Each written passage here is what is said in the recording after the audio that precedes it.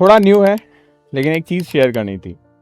कल मुझे कॉल आया एक बच्ची का और उससे मैंने बात की। मैं वो ऑडियो भी क्लिप आपके साथ शेयर करूंगा, बट मैं भूल गया अनफॉर्चुनेटली कि मैंने उसकी वॉइस को रिकॉर्ड नहीं किया या स्पीकर पे नहीं डाला फ़ोन।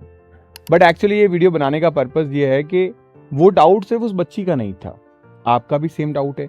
और ऐसे कई सारे मैसेजेस जब मैं बच्चों से डेली बात करता हूँ तो मुझे देखने को मिलते हैं, खास तौर से कश्मीर के लिए, क्योंकि एग्ज़ाम की डेट अचानक से अनाउंस हो रही है हमारे पास में, एग्ज़ाम्स के फॉर्म आ रहे हैं हमारे पास में, और जैसे जैसे टाइम कम है वैसे वैसे प्रेशर बढ़ता जा रहा है।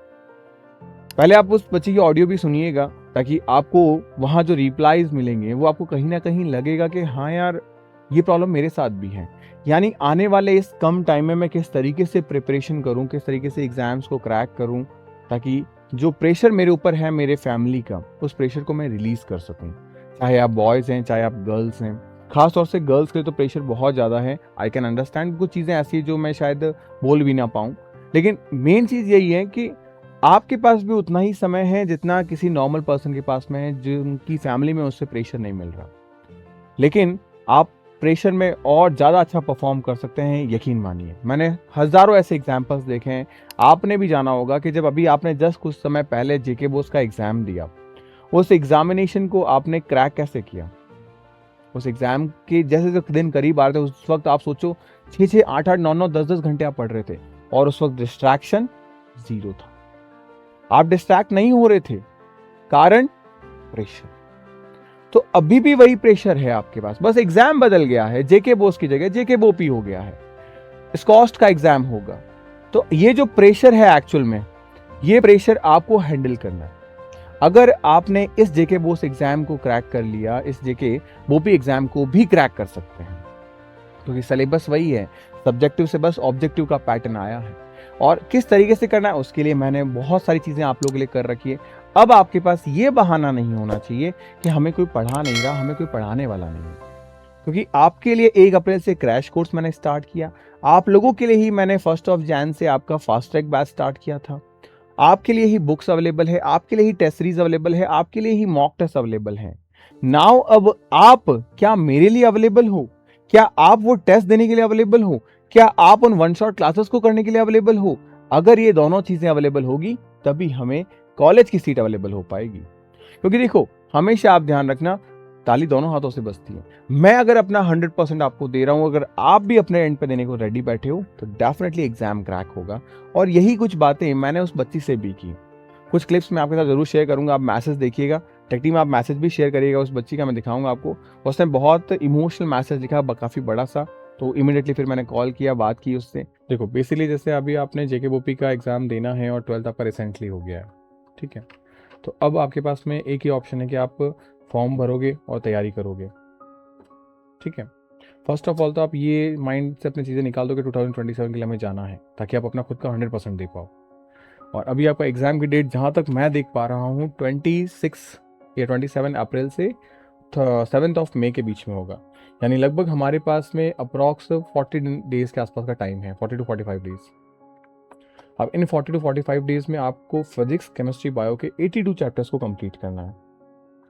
उनमें से आपने 12th अभी जस्ट दिया है आपका जेके बोस का एग्जाम, तो इट मीन्स आपका 12th तो लगभग लगभग आपने पढ़ रखा है एज अ बोर्ड लेवल भी अगर हम बात करें तो, है ना। तो आप ऐसा नहीं है कि आप जीरो लेवल पे हो, पहली चीज़ तो ये चीज़ आप रियलाइज़ करो। दूसरी चीज़ कि अगर आप पेपर के पैटर्न को देखोगे जेके बोपी को, तो इतना मुश्किल नहीं है, फॉर्मूला बेस्ड भी आता है। प्रीवियस ईयर पेपर 2025 का आया था, वो डेफिनेटली बहुत अच्छा पेपर था कश्मीर का। तो बाकी अगर आप देखोगे 2025, 23, 22 उसमें भी 23 का पेपर अच्छा था।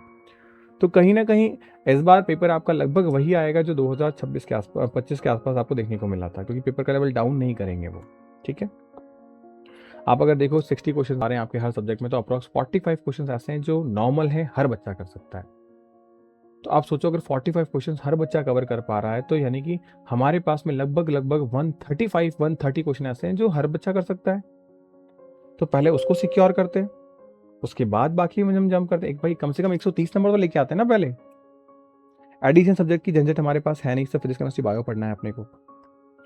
तो मेन फोकस पहले उस पर करो, तो चीजें अपने आप आगे इंप्रूव होती चली जाएगी, ठीक है।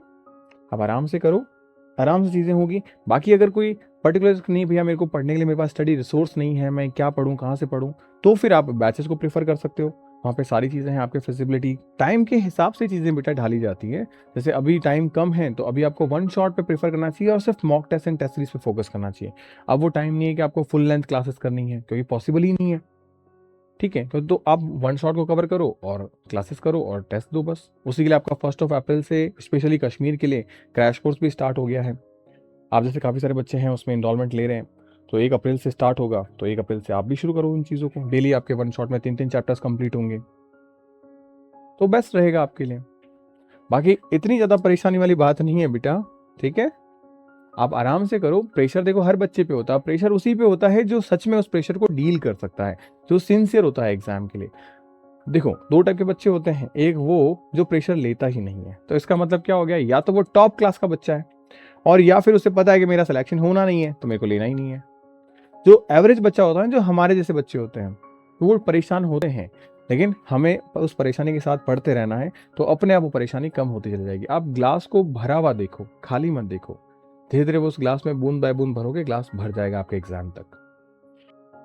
ओके बेटा, तो इस तरीके से आप कवर करिए ना, और कोई डाउट हो तो आप कॉल कर लीजिएगा मेरे को।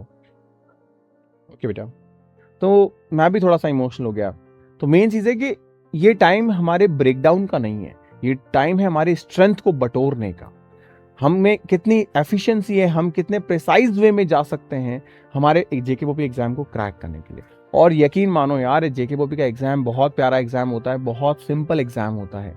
आपको बस कुछ चीज़ें ध्यान रखनी है, और उन चीज़ों के बारे में मैं डिस्कस करता हूँ क्लासेस में भी, यूट्यूब वीडियोस पे भी, तो उनको फॉलो जरूर करना। डेफिनेटली अल्टीमेट रिजल्ट आपका देखने को मिलेगा। Okay, so bye bye, take care, stay happy, stay healthy.